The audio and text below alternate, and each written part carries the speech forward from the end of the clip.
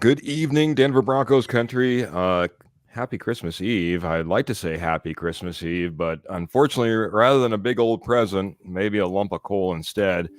Welcome to the Denver Bronco Roundup Podcast. We are brought to you by the Rocky Mountain Sports Network, sponsored by Willow Seasonings and Blends.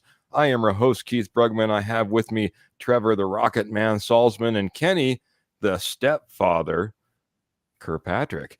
Thank you guys so much for joining us this evening. What a devastating loss, and smells the end of a season as well. We're going to get all into it right now, but I'm going to start off with our special guest from the East Coast, staying up super late and joining us from the K&K Sports Show, Mr. Kenny Kirkpatrick. Kenny, outside perspective, man, what an ugly game.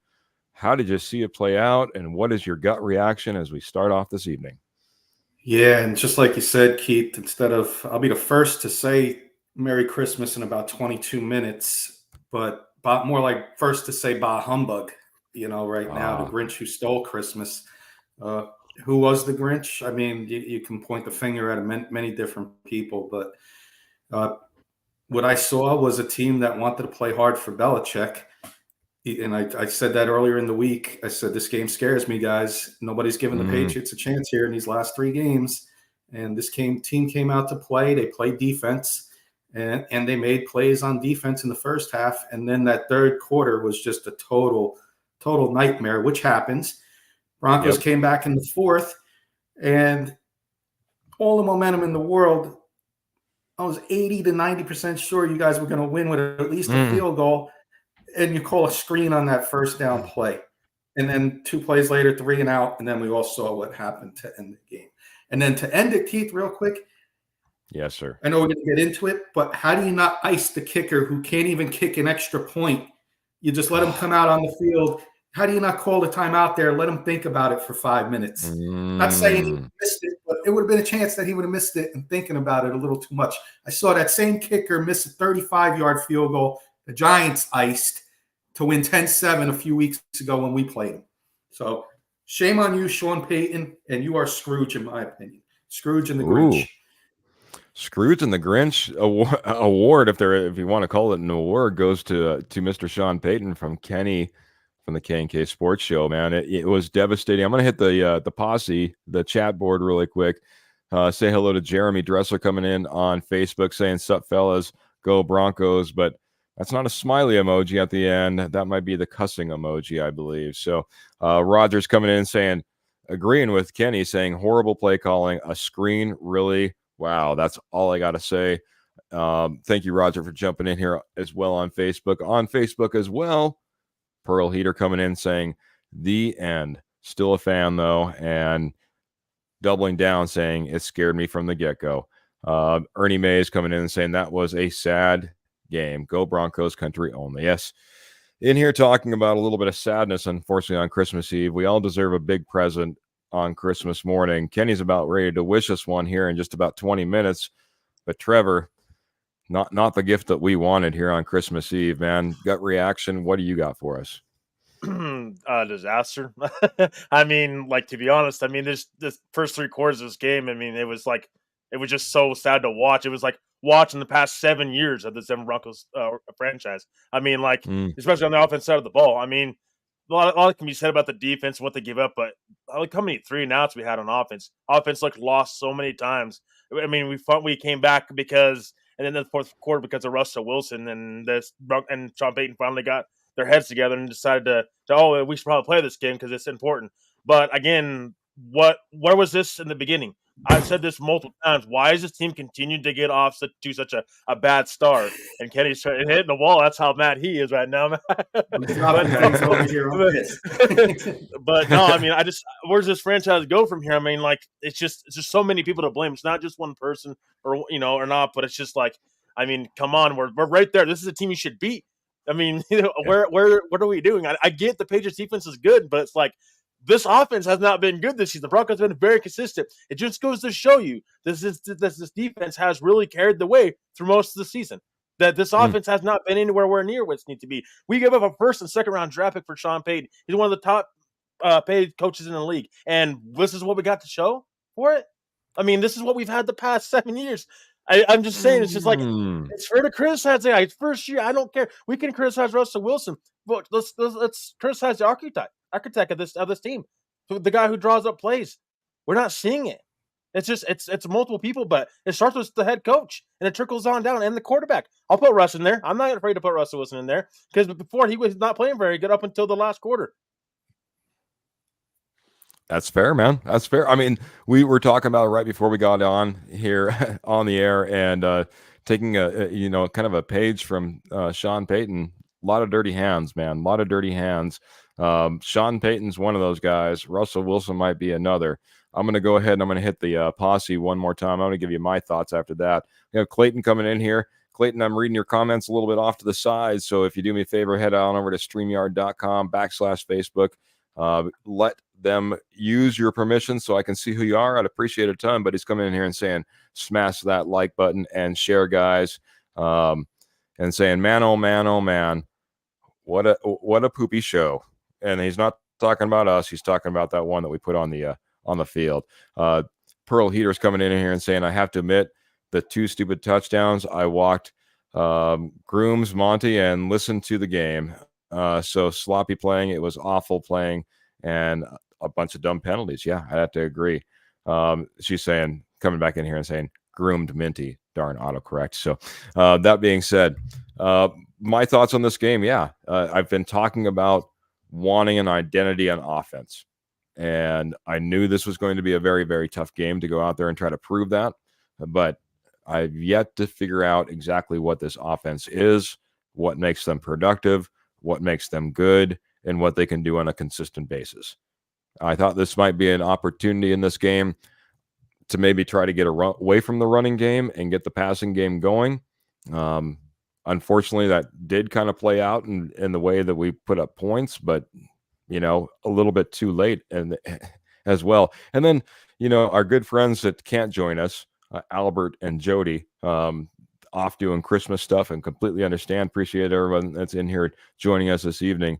One of the things that Jody said is, I love our coach because he always takes the points that are on the board. Well, we had an opportunity to maybe put 3 points up on the board early, decided to go for it, didn't get it.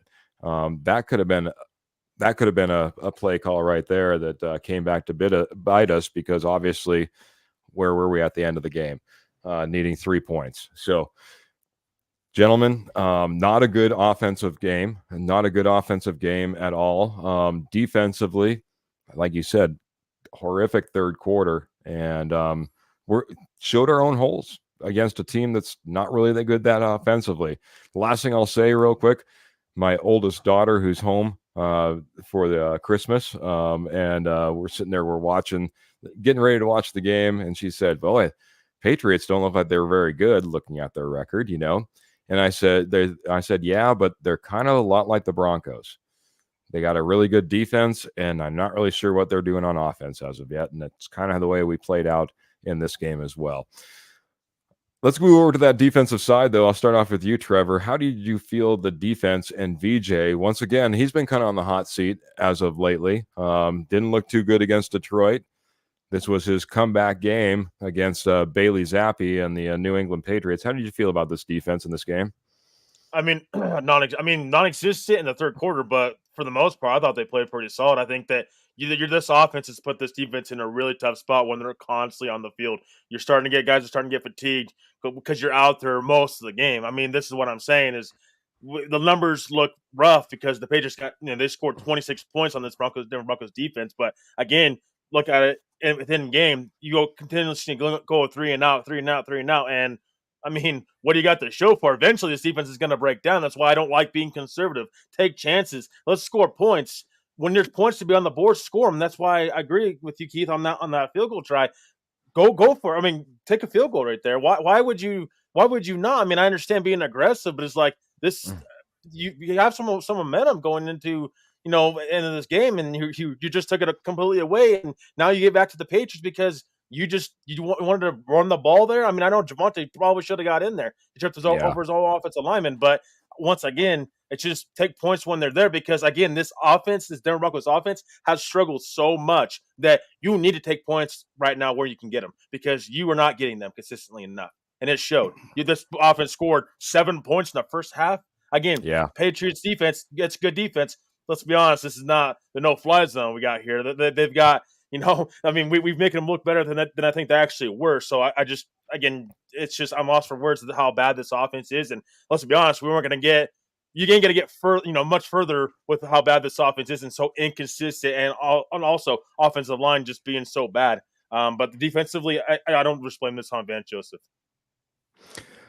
Jeremy Dressler coming in and saying they've done this for years, lose to teams that they have no business losing to. Great point, Jeremy. And I'm going to bring it back around to the stepfather here.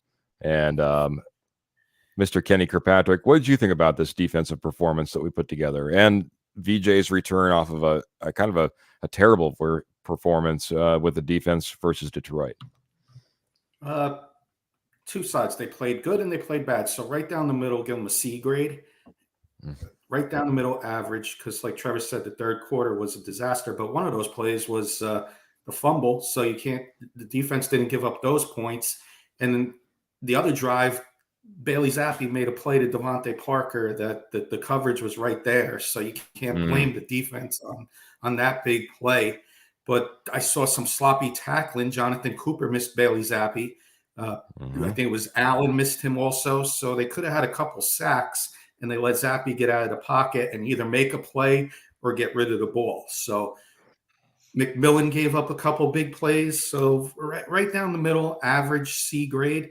And just real quick we were in our chat, and at the beginning, I had no problem with them going for it. But then I thought about it as Trevor and Jody and everybody were making points. And this Patriots team gave up in the last 5 weeks, 4 out of 5 weeks, 10 points to the Colts, 10 points to the Giants, 6 points to the Chargers, 18 points to the Steelers. You need points wherever you can get them, unless you're like at the half-yard line. But you're at the 2-yard line, and for all these analytic people, it tells you not to go for it there. You should have kicked at least a field goal, knowing you were going to be in a defensive battle game, and take away that third quarter. This was a defensive battle. Agree completely. Like I said, I was really shocked when I saw that we were going for it. Just figured we'd take the points. It was going to be one of those type of games where every point was going to matter. We saw missed field goals that came back to bite each team, and opportunities of maybe being able to put up points on the board and then deciding you're not going to, and taking it basically points off the board by going for it. So want to get to the comments a little bit and hit back to Pearl saying they also had trouble stopping the run. I just want to get my 2 cents on this as well. Yes, they had trouble stopping the run, but once again, almost zero pressure from this defensive front. We brought in Zach Allen, paid him really good money to come in here and be a difference maker on that defensive line. Certainly didn't see it this evening. DJ Jones, I don't think, is going to be coming back for another Broncos season, as he once again had a disappointing night.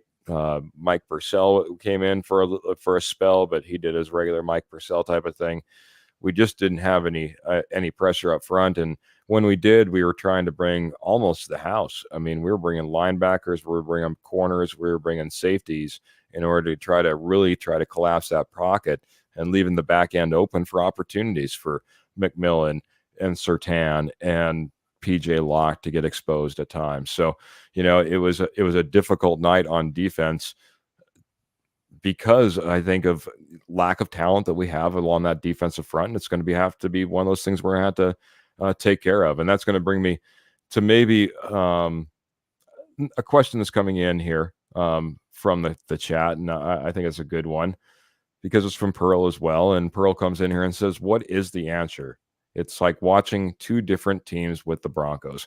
Guys, unfortunately, with the loss tonight, we will be looking for answers for the future, as playoff chances are pretty much non-existent at this point. Unfortunately, that's what we get to wake up to Christmas morning, if you didn't know what happened Christmas Eve. So not the greatest Christmas gift, though I got my Santa hat on.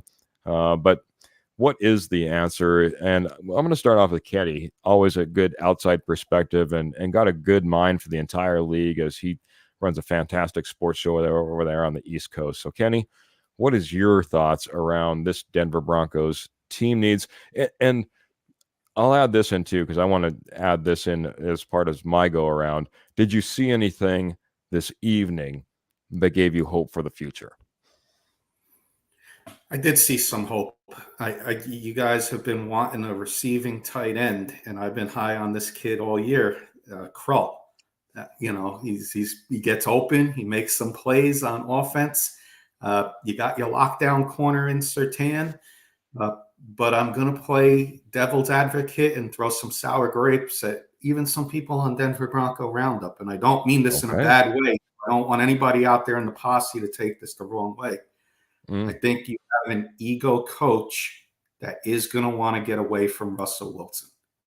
Don't know if it's going to be as soon as this next year, but I do think seeing more and more now what I'm seeing out of Sean Payton, he's more of an ego guy, and he's going to, in my opinion, want to bring in his own guy to run this offense going forward. And I hope I'm wrong, because I know that, I'm a fan of Russ. I'll take him on the Giants any day. I'm a fan of this guy. You saw when the playbooks opened up a little bit, you saw what this guy can do. So if you keep Russell Wilson, it's not a good marriage. It's more of a divorce with them two. But I do see some players I do like. Krull, for one. Johnson showed up a little bit today, the receiver, late in the fourth quarter when the comeback trail. And the defense, I do see, I saw some nice plays. Your secondary looks pretty good. With even McMillan had a couple bad plays today, but Surtain and McMillan. Keith, if you don't mind, if I could just go off script for 1 second. Absolutely, see a comment in the thing. Somebody, I think it's my friend Morgan from work. So I'd like to send a shout out to Calvert Health Systems, Prince Frederick, Maryland. That's the hospital I work in. My nurse and friends, coworkers, patient care techs, all the staff that's working tonight. Thank you for sacrificing and being there for our patients. Truly love all of you. I will see a lot of you tomorrow night when I'm working tomorrow night. Thank you for following us tonight. I think it's my friend Morgan. I'm not sure, but if it is Morgan, you're out there, please let us know if it's you. We do. We got a Morgan Maddox there that's coming in. Got his comment up there saying Merry Christmas from work, Kenny. So must be your good friend Morgan. And glad that we could give a shout out on the East Coast. That's awesome, man. So I'm going to switch over to Trevor here now. We'll continue on in this game, and then I'll continue on to in the future. So in this game, what did you see? Kenny comes in. He mentions Lucas Krull as being maybe a piece that we can work at towards the future. What else did you see, man? Yeah, I like two guys on offense. In particular, I like Jaleel McLaughlin. I think that he's a guy that you can really work with in the future. His explosiveness is something we haven't had in a while. Javonte Williams doesn't have it. I just think it's maybe time to move on from Javonte Williams here eventually, because again, explosiveness is just not there for Javonte. So starting to fumble the ball, starting to become a problem. McLaughlin averaged 6.2 yards tonight on 6 carries for 37 yards. And then Marvin Mims, my other guy, 3 receptions, 63 yards, and 21 on average for 21 per reception, 21 yards per reception. So for me, those are the two guys that really stand out. And that's actually really good news for this offense, because you don't have a lot, I think, for any quarterback to throw to or to have in the backfield. So I think that's actually really good news for the Denver Broncos going forward. Again, it's just how they're going to develop these guys. How do these guys get used? Because again, Sean Payton's a guy that now we're starting to see Marvin Mims kind of be involved within the game plan on offense. We've seen what he can do on special teams, but now all of a sudden he's starting to get involved. Like to see that sooner, especially since you give up stuff to get up and trade for him. So we need to see that sooner. Again, that's where I'm like, well, Sean Payton, that's on you because you are the play caller, and then same with Jaleel McLaughlin. Don't know why Javante's out there. Just doesn't have the explosive that you want. P. Ryan should have been out there more. To me, it's McLaughlin and P. Ryan. Those are your two running backs that should be out there. No offense to Javonte. I love Javonte. He's a great story, but he's nowhere near the guy that you had and you drafted back in the day. So I think that those McLaughlin and Mims are my guys going forward. I like it, man. I like it. I also like getting back to our comment board and hitting the posse here really quick. Another check-in for Kenny, I believe. We have Noah coming in here and saying, late night, boys, Merry Christmas. What's up, Noah? Yeah. He was also the one that I think we had one more in here from Noah, but I might be wrong. She's off tomorrow night. So whoever she is, sorry, buddy. That's Morgan, one of my coworker friends, and was a former coworker friend. So we got some of my former workers and current coworkers listening in tonight. So thank you guys. Everybody's in there, man. Yeah. We love the support. We love the support on the East Coast, and thanks for joining us in super late and seeing Kenny and hanging out with us as well. So I'm going to jump into the comments. We've got to get on the other side of the K&K Sports Show with Mr. Kurt Valente coming in saying, Merry Christmas, boys. Absolute disgrace. This loss is 100% on Peyton. $18 million a year for that disgrace. Get me Jim Harbaugh. Had enough of Peyton. Okay. That ain't gonna happen. Well, that ain't gonna happen. Boy, I mean, it should, but it's not going to. No, but you know the route I would take. I would take, to go off Ben Johnson, bring in a young offensive line. I know it didn't work with Hackett, but Hackett's in a league of his own. He's garbage. Bring in somebody. If you're going to bring in somebody, I don't want another big name ego guy. Bring in a guy that's, first time head coach. Like, I know it didn't work in the past, but try again, because this isn't going to work. I hate it. I hate it for you guys. Sean, this marriage with Russ and Peyton's not going to work. Yeah, they're gonna move. No, I was gonna say real quick, they're not. I don't see ownership moving on from Peyton. I think he's got at least another 2 years because you just gave up all that capital and all that money to him. I know I hate to say it because I'm not necessarily the biggest Sean Payton fan right now, just because of his past, his last year in New Orleans and this year, and it's just kind of his ego again. But I don't see ownership moving on from him anytime soon. So I think we'll see the Broncos move on from a quarterback before we see they move on from a head coach. There you go. My take from this game, and kind of moving forward, guys, absolutely love to see Kroll come out there and take advantage of some of the momentum he's been gaining over the last couple of games. Went out there, had a fantastic game. Not only was he in there he played all pieces of the game. He was in there, he's blocking, he's out there, he's receiving. He's obviously a big threat even in the end zone. Came down with a touchdown there. So, to go out and see Lucas Kroll go out there and have a fantastic game, something that I think we may need to see because I'm not sure what we have with Greg Dulcich. You mentioned it a little bit. It was kind of nice to see a little bit more of Jaleel McLaughlin because I think it's just Javonte Williams coming back from two major, ligament completely blown out in his leg and trying to come back from that and also be ready for a 17-game season. Maybe it's just a little bit too much to ask out of a running back.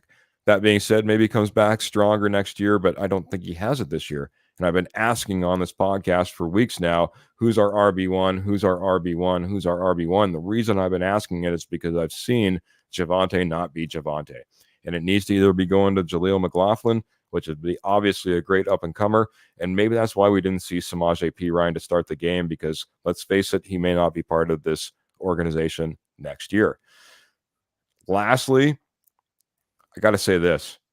It was devastating to hear Courtland Sutton go out.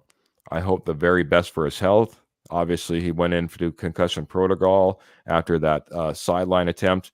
for a catch, came up clutching his helmet, and went to the blue tent, went to the locker room, and then was ruled out in concussion protocol. That being said, I think it forced Russell Wilson to finally start looking at different receivers. And Kenny, you pointed it out. We saw a little bit of that. At one point, I was kind of surprised.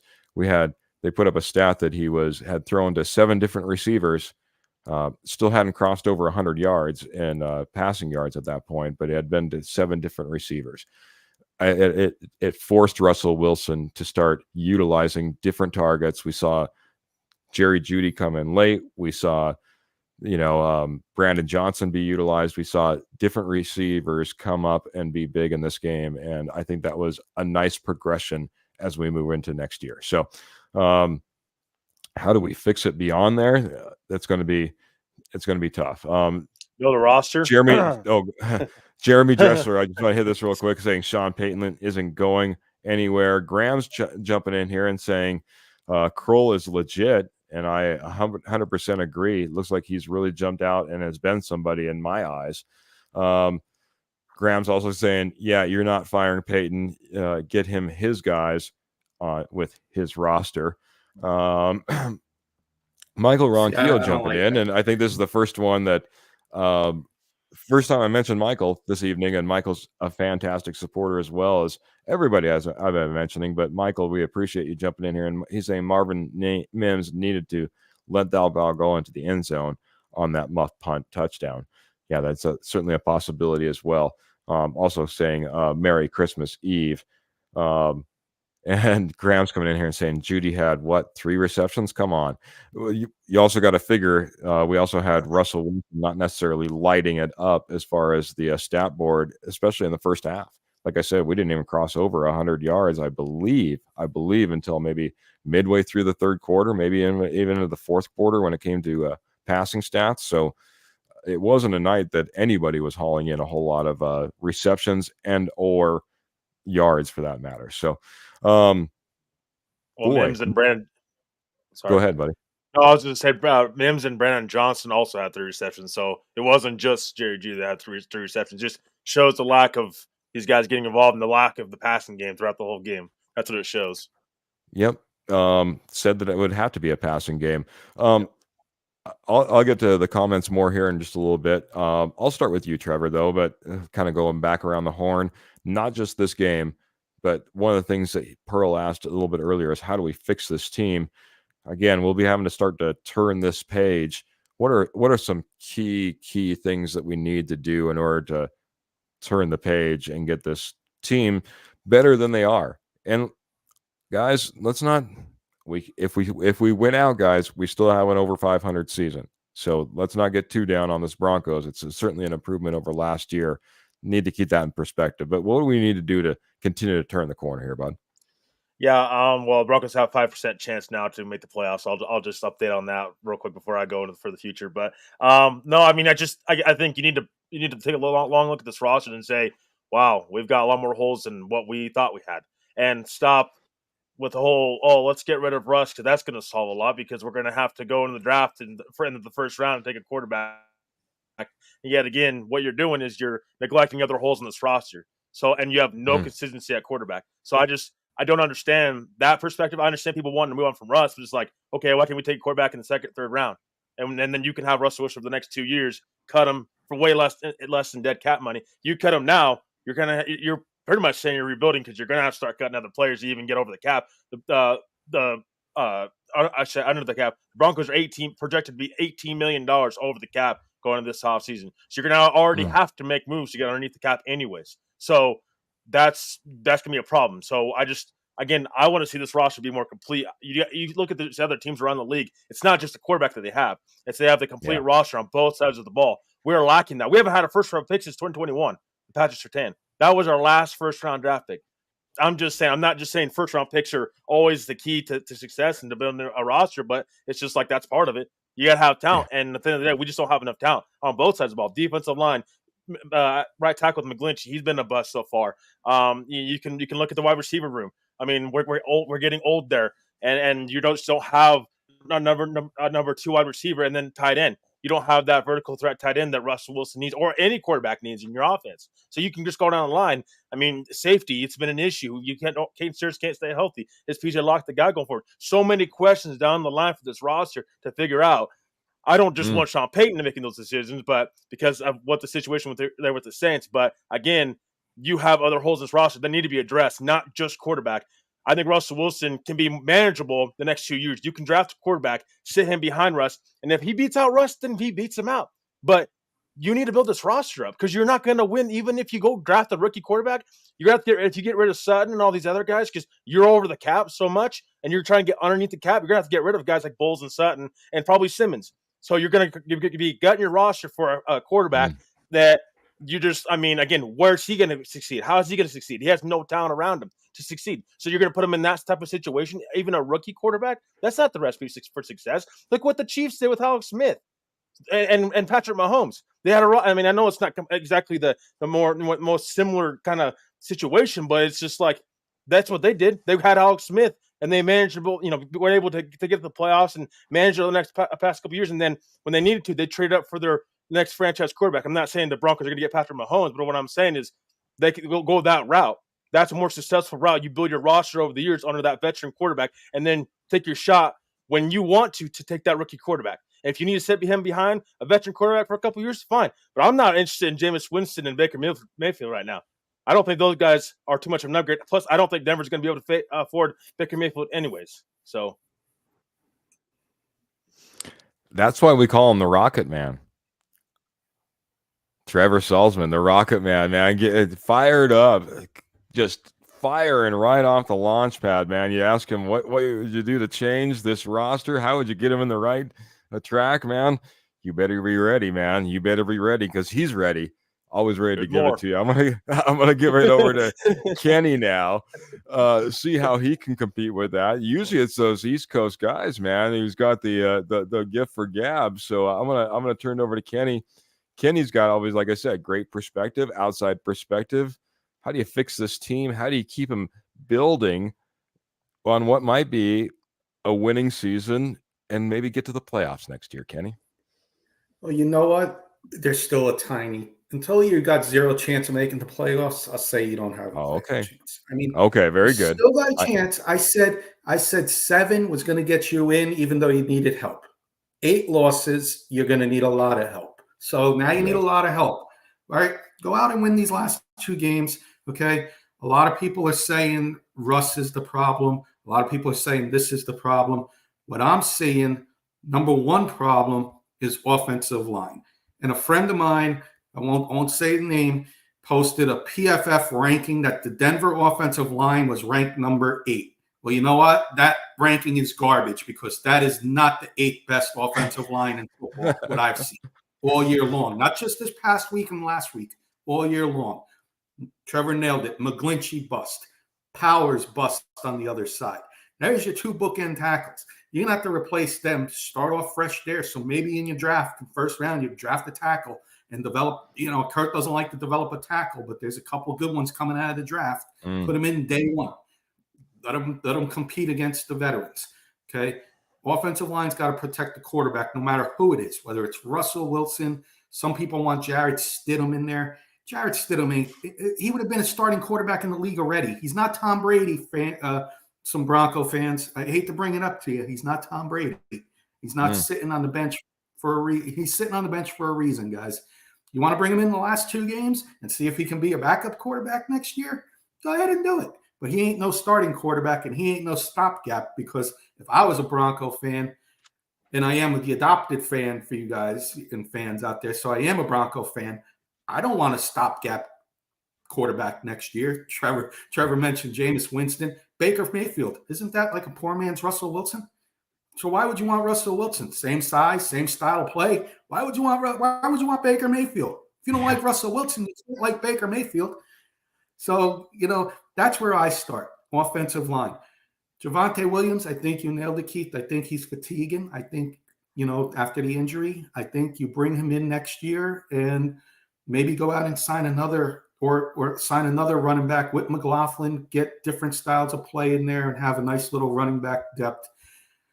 For I know Graham said 3 receptions for Judy, but they did throw deep to him a couple times late and just didn't connect. So there were a couple. I like to see how many targets he had. I want to say it was probably like 6, maybe even 7 targets for Judy, but some incompletions late in the fourth on the deep routes. So coverage was good, but he still went after Judy there. And that's pretty much defense. I know Kurtz always wants to get linebackers. So, yeah, I saw a good linebacker play tonight, but it's not been consistent all year. So I would try and improve the linebacking core next year. And, I know Graham's got a question there. I don't want to jump ahead, Keith, but I want to. We'll hit it here in just if you a see second. it, I'd like to direct it. I know Trevor would probably like to answer too. So I'll hold off. That's where I would go. I would go, Keith. Offensive line would be number one. I got to fix that because without an offensive line, you don't have a quarterback. I don't care if it's Tom Brady. I don't care if it's Lamar Jackson. I don't care who it is. You don't have a quarterback without an offensive line. I don't care if it's Tommy Cutlets. Yeah, absolutely. Michael Ronquillo is coming in with a couple of thoughts. That, as we're trying to rebuild this roster and we're not sure about tackles, he's coming in reminding us that we do have tackle Alex Picheski on our roster, a guy that we may want to take a look at. Go ahead, bud. No, I was going to say, but he is dealing with a knee injury, so I don't know. We'll see if we see him this year. I would like to see him at right tackle for McGlinchey, honestly. I want to see what that would look like going forward because McGlinchey's just been so iffy. Especially if McGlinchey's got hurt this game, if McGlinchey's out in a period of time, maybe this is a chance to get him in. So, but we'll see where his knee goes going forward. You don't want to kind of disturb that, just going into the next year. Agreed. Just a guy on the roster that maybe we could take a look at and have options, especially as Kenny was kind of talking. We might need to go out there, get tackles, maybe see him in the draft. We did have Alex Picheski come in, and we're hoping he could be something. So we'll have to see exactly where that comes in. He's also he's repping a little bit of maybe Bo Nix as a possibility to come on this roster through the draft. I did want to hit this one though because this is one thing that I've been talking about. I've even made an ad I made it a point to put it in our ad for the Denver Bronco Roundup a few times, the Denver Bronco Roundup podcast that you're listening to right now on the Rocky Mountain Sports Network, brought to you by Rocky Mountain Sports Network and sponsored by Willow Seasonings and Blends. But that being said, wanted to hit Jeremy Dressler, and this is exactly what I'm thinking.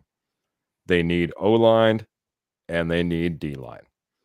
I look at one of the teams that absolutely beat us up, a team that's looks like they're heading into the playoffs and might be able to make a little bit of noise, a team that's ending a playoff drought, it looks like, and having a little bit of fun, and that's the Detroit Lions. And if you look at that team and what they've done and how they built that team, trenches, and then they started putting around it. Well, we have, as you pointed out, maybe 2 years with Russell Wilson. We can get a quarterback maybe in line to start building behind a Russell Wilson. Wouldn't it be nice to start building the trenches now and come out on the other side, whether it be with a Russell Wilson in 2 years and you're looking really good because you've built this lineup over 2 years and this defensive lineup over 2 years, or you're transitioning to a brand new quarterback that you're already set up to protect.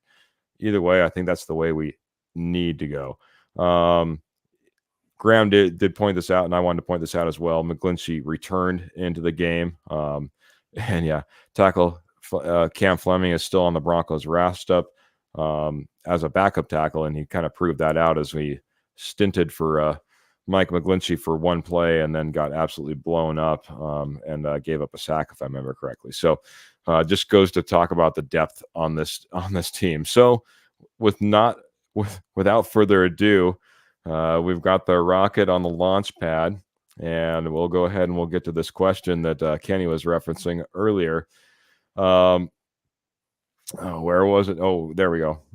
Nope. Where is it at? Oh boy. Of course, this is the way I'm going to be. Yeah, here it is. It says from Mr. Graham. He says, "I'd like your take on the get him his guys and get him his roster comment, as I saw your reaction to that. Laugh out loud." So, why can't we just get Sean Payton his guys, his roster, and make a run at this. Why doesn't that work? I saw the reaction as well, and that's why we're going to the Rocket, man. Take it away. Fire off the launch pad. Well, I just don't trust Sean Payton to put this roster together. Look at the moves he's already made. McGlinchey and Ben Powers. That's two big moves right there. That's not panned out very well for this team. I don't trust head coaches to make those type of decisions. I'm for one that likes a general manager to be in place because I want someone to push back on some of Sean Payton's decision making. I don't want him just to have free fire. Oh, you get whatever you want on this roster because we're paying you this much money. No, you paid to coach the game. That's it. We can collab on stuff, but you're not gonna just have final say on this roster. I want a GM that's gonna put him in his place when he needs to be put in there. That's probably not George Payton right now, but I want a guy to do that. And I don't know. I mean, I don't know if they when they do that and if they do that, but Sean Payton, 16-16, that you want a 500 coach to make the decisions on this roster that are going to make this team better or not better. I mean, I just don't know that he's had enough track record without Drew Brees to have that and say, okay, yeah, you can make a decision on this roster. I mean, when he had Drew Brees, that's one thing, but you had a franchise quarterback, a legendary Hall of Fame quarterback in Drew Brees. He was a Pro Bowl quarterback before he got to Sean Payton. Sean Payton just opened the playbook a lot more for Drew Brees. That's why you've seen him just really flourish. And I don't mean to say this like, oh, I don't give Sean Payton at all any credit for what he did with Drew Brees. I just think Drew Brees was a lot more than Sean Payton was when it comes to success in New Orleans, and he probably should have won more than one Super Bowl with Drew Brees. But going forward, I just want to see a GM and Sean Payton kind of put their heads together and put this roster together instead of one guy making final decision on this roster when right now he can't coach an offense that can get this. He can get the best out of this offense because you have Russell Wilson and this offensive line, McGlinchey, Powers, and all these other guys. They have talent on this roster. It's just not enough talent, but they have some talent. You can't tell me this offense should be this bad right now. So do we really trust Sean Payton building this roster going forward with that? That's why I just kind of kick back at that because I don't fully trust Sean Payton coaching the game. I don't know that I can fully trust him to put this roster together. Man, I think we only achieved lower orbit on that, but yeah, I can understand, man. I understand where you're coming from a 16-16 perspective, from Drew Brees and him being the elite quarterback that he is, and we've seen, coaches be given more recognition than they deserve sometimes, and not every coach gets to live out a long tenure like a Sean Payton and get second chances at coaching a second team. So we'll have to see exactly what that looks like and how that plays out. But I want to get Kenny Kirkpatrick's thoughts on this as well, man. You brought this comment up as well. We would need to get your thoughts on get him his guys, get him his roster. What is your reaction to that? We got eye roll, I believe, from Trevor, and that I'm not gonna eye roll. It's a great question from Graham, and I don't totally disagree with it.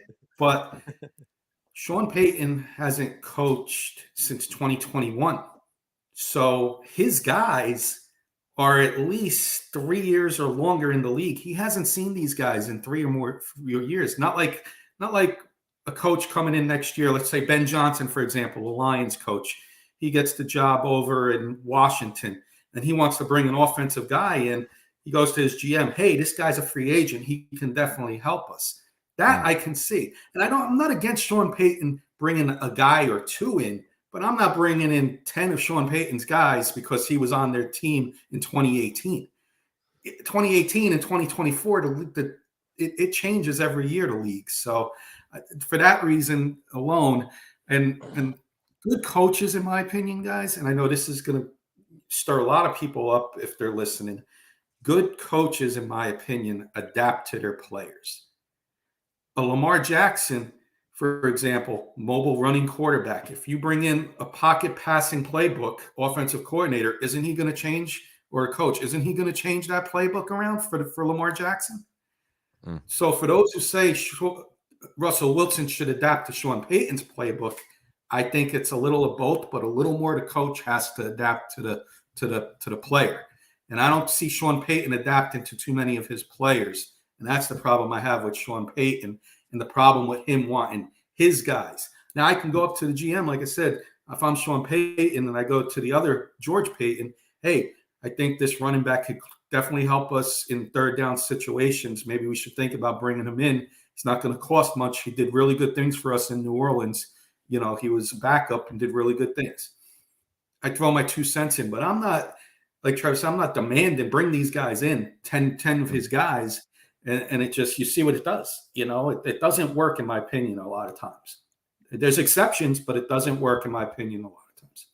A couple of exceptions might be Will Lutz, Lucas Kroll, a couple of guys that were brought over from the New Orleans Saints squad. We could talk about little Jordan Humphreys as stepped up as well. So, as you were sitting there talking, Kenny, it did spark my thoughts in the fact that you were, like you said, Sean Payton being out of it for a year or two, kind of removed from that whole idea and that mindset. Where did he go in this offseason when he needed help? Well, he went back to that New Orleans Saints roster, and he just started picking and choosing and wheeling and dealing and pulling from that roster almost exclusively. Because as you pointed out, it's what he knew. That being said, I'll push back a little bit. I will get Michael Ronquillo's comment up here as well. Out there being part of the posse, saying we have to give Sean Payton a chance to change the Broncos roster, and if it doesn't work out, then we need to move on from Sean Payton if the Broncos decide to go that route. This is the one thing I will say. Sean Payton did have a lot of success in New Orleans, and one of the things I've been looking at, and I'll be bringing up as we kind of move into this offseason, not to fast forward past these next couple of games, because I think there'll be some fun, exciting ones for Broncos country. That being said, when we start looking at the offseason, if you look at the way that Sean Payton likes to build rosters, I think you'll be surprised at the way he normally does it. I think he was a little bit hamstrung last year coming in when he did, and the options that he had on the table at that time. But I think there could be a lot of shakeup and a lot of movement on this roster in order to get to where he wants to go. And let's face it, he doesn't want to take the slow route. This isn't a 5-year plan for success. That's not the type of guy that Sean Payton is. And there's another thing I'll say for anybody that's saying, hey, maybe we should get rid of Sean Payton, or Sean Payton, I'm not sure about Sean Payton, or Sean Payton's not the guy, or whatever have you. I'm ecstatic to have Sean Payton. You have a Super Bowl winning coach that has the right mind and the right mindset in order to do it. We've brought in offensive coordinators. We brought in young guys. We've churned and we've churned and we've churned. I'm kind of in agreement with Michael Ronquillo is kind of saying in that we have to give Sean Payton a chance. We can't be sitting here after 1 year and thinking that he's Nathaniel Hackett, that we need to hurry up and turn the page and get to something else. I want to see some stability. I've talked about it time and time again, how I love the Pittsburgh Steelers and how they run their organization, how I love the Baltimore Ravens and how they run their organization. Stability from top to bottom, long-term coaching, stick with a plan, continue to build. And as Trevor said, sometimes that means having a good GM that you're sticking with as well. And it's that whole tree that works out and works out well. Let's start to build a culture here. And if we're just going to continue to churn on guys, whether it be quarterback, whether it be coach, whether it be, front office staff, you name it, it's going to be tough. It's going to be really tough, guys. So looking to stay the course, but I'm also looking for Sean Payton to be kind of a wild card in this offseason as well. And we'll talk a little bit more about that. Is that a good thing or bad thing? Well, I think it'll be interesting. I think it'll be interesting. I think it'll be, it depends on the decisions that are made, right? And to your point, Trevor, maybe how much he's held in check by others, right? I did want to hit the posse, and then I'm going to go back over to Kenny, and then we're going to probably round up around here, guys. I can't believe how quick the hour goes, especially after a loss. But we do have one coming in, and I had to double check. It's Mr. Jody Moncrief, one of our co-hosts. Jody, I'll tell you as well, StreamYard.com/Facebook. I'll get your profile up there one of these days. But he's saying Payton is the problem. Pearl's coming in and saying 100% agree with Keith. Ernie May saying it's go Broncos country only. no other teams. I just love that. And Michael Ronquillo, I'll just get caught up on all these. I just want what's best for the Broncos country, putting their hard work, money coming to Broncos game at Empower Field, at Mauer High, and the road. That being said, I think what he's saying is, hey, we just want our good hard-earned cash when we go to see the Broncos. Put a great product out there, and that's all we want in the very end. I love it. So Kurt Valente is coming in here and saying, Peyton, what a joke. Lost to the Raiders, Commanders, Jets, and Patriots at home. Absolute disgrace. $18 million a year. If I'm Penner, I'm telling Peyton the day after the season ends. You either make it work with Russ or you play the strengths or you're gone. What a joke. Oh, well, I tell you, Kurt, if we weren't running right up against the end, I would get a lot more into that. Rogers coming in and saying enough with the carousel of coaches. Sean Payton will be rolling. We need some continuity. As best as I'm going to be able to say it this evening, but I agree with you, Roger. And Graham's coming in and saying 3 shirtless guys at the game shown on TV, and at the end of the day, it wasn't even worth it. Just maybe a little bit of frostbite. So I appreciate that. Kenny, I wanted to say really quick, Merry Christmas, Kenny. Yeah, I forgot. Christmas, Kenny. 27 minutes in, I'll be first to wish you two Merry Christmas and everybody out there, Denver Bronco Roundup fans, Posse, and Jody and Albert and Kurt. Merry Christmas to all you guys. Yeah, absolutely, man. Let's get some closing thoughts. We're 50 minutes in, guys. We'll have another fantastic episode coming up on Tuesday. We'll again, we kind of decompress from this, get maybe not fuel up the rockets completely, you know what I mean? And you're gonna have the judge to deal with on Tuesday. Just say it, guys. I mean, you think I'm going. You just wait till you get the judge going on Tuesday. That's very true. But that's true. Dutchie might be a little fired up, but we'll love to jump in and be fired up with every single one of you guys on Tuesday. That's the next time you can catch us. But that being said, like I said, I want to get some final thoughts. First off, Kenny, I've kind of gave you a little bit of snippet of some plugs, so make sure you plug your show and everything you got going on over there, but also give us some final thoughts as we get out of here, bud. Appreciate it, Keith. K&K Sports Show, do this quick because I want to get some good final thoughts. And you catch us on our main show Wednesday nights, 8 p.m. Eastern, do all sports. So we'll talk all NFL, we'll talk Broncos, we'll talk Giants, whoever the popular topics are in each sport, we'll discuss it. Thursday, Wits and Wagers, we give you some sports betting tips, and we pick some games in the world of college football, NFL football.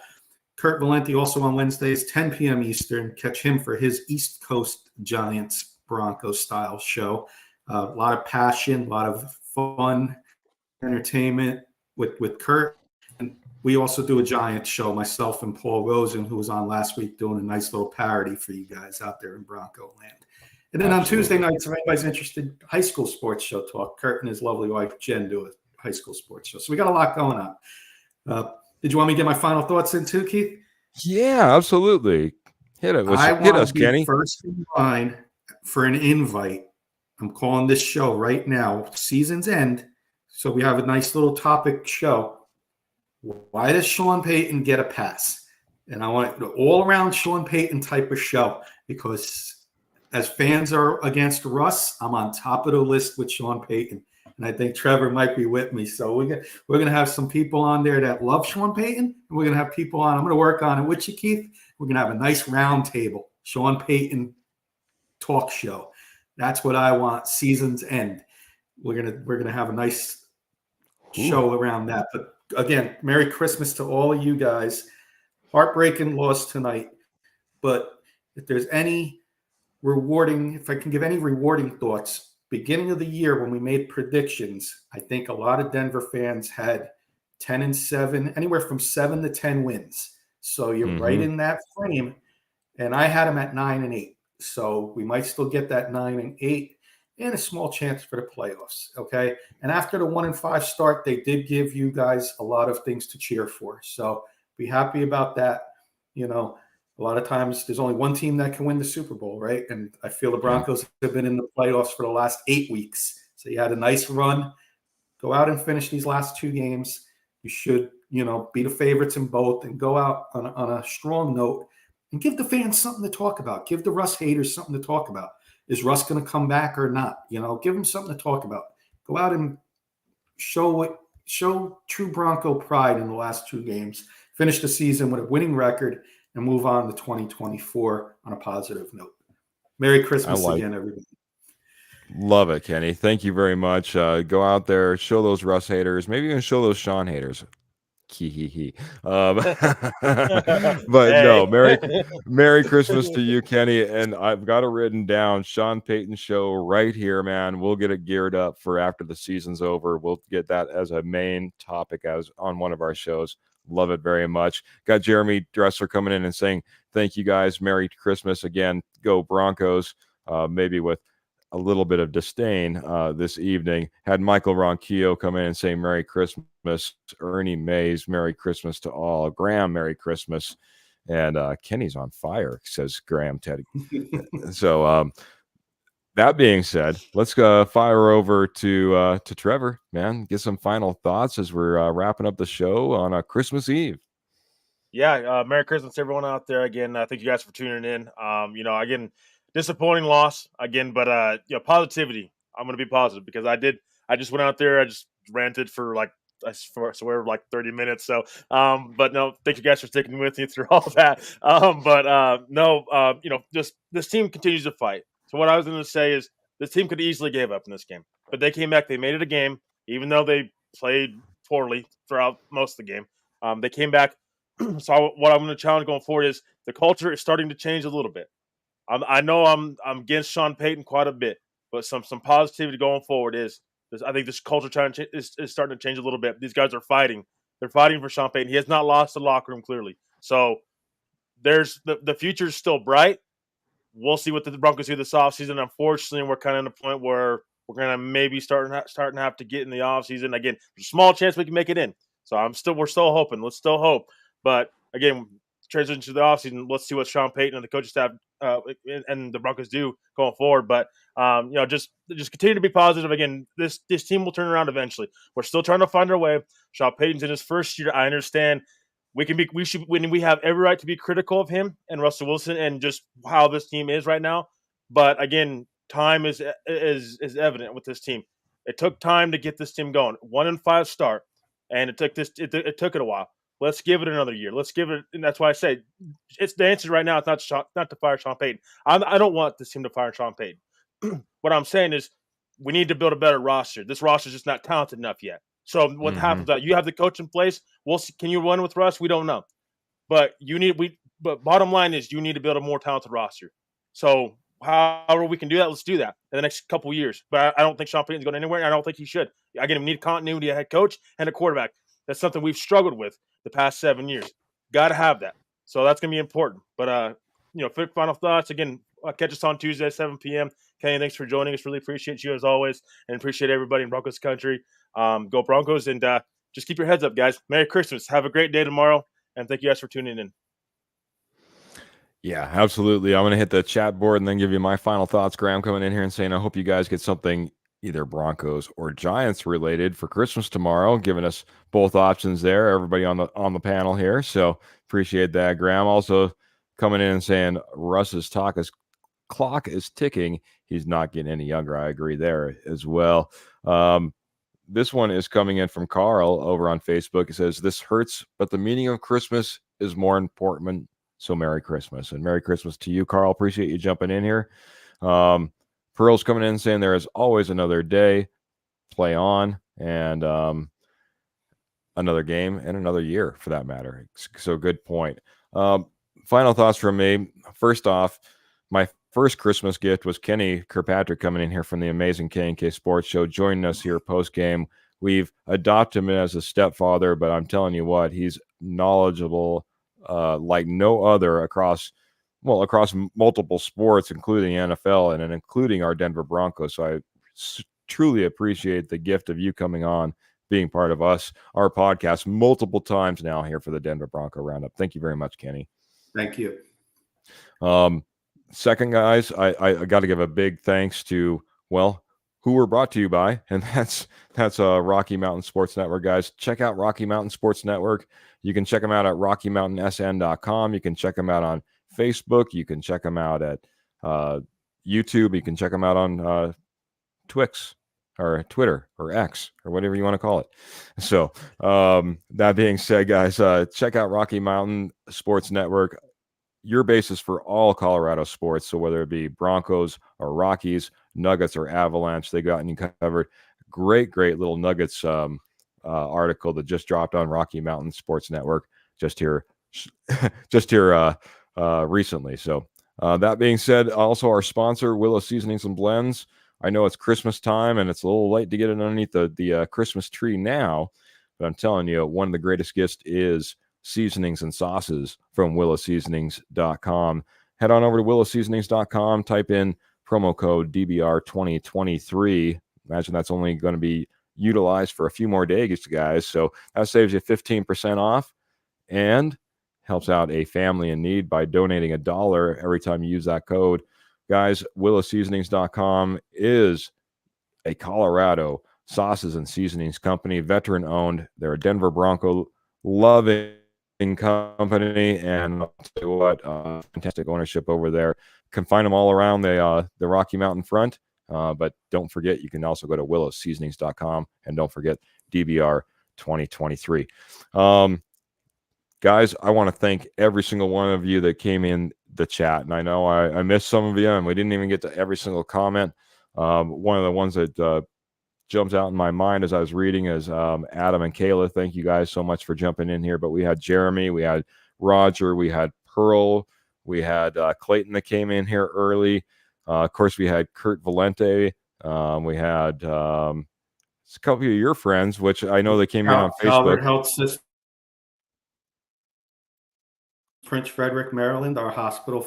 Like my coworkers listening in tonight. Love you guys. Once again, Merry Christmas to them as well, working tonight and taking care of everybody in the healthcare world. So thank you, nurses and staff, for what you all do. Yeah, talk about gifts to every single one of us, those that are working hard, especially on over the holidays like this, and some of the things that they have to deal with during the holidays. Thank you. All of our healthcare staff that take care of us every single day. Graham jumped in here. If I didn't say that, TJ Frederick came in here. Michael Ronquillo, if I didn't mention your name, Ernie Mays. Like I said, just goes on and on and on, guys. You guys have been fantastic supporters of the Denver Bronco Roundup. Just a quick spiel real quick. Of course, you can always catch us post-game like you're getting right now. We do a pre-game show on Friday nights, usually 6:45, 7 p.m. Mountain Standard Time. Make sure you're checking that out as well. Lastly, our OG, our original show, Tuesday, 7 p.m. Mountain Standard Time again. Guys, if you don't know, we're on Spotify now, so take us with you that way. We're on Apple Podcasts. Take us with you that way as well. Make sure you're on YouTube. That's our premier destination for you to catch us if you're catching us live. We appreciate that. Go over there, like, share, and subscribe on that. Of course, Facebook as well. You can catch us on Twix, as I said earlier, and Graham's giving me the laugh on that one as well. But that being said, guys, we appreciate your support so very much. I'm hoping that you guys all have a fantastic Christmas, because really, you guys are the gift to us, the guys, because you guys just keep on giving and giving and giving. You guys have been fantastic supporters, and we can't thank you enough. So Merry Christmas to every single one of you guys. Get out of here with our regular way, guys. I think I said that right the first time even. That being said, go ahead. Keep your boots in your stirrups. Keep your guns in your holsters. Keep the Broncos in your hearts. Have a Merry Christmas, and until we see you next time, guys, have a great night. Goodbye.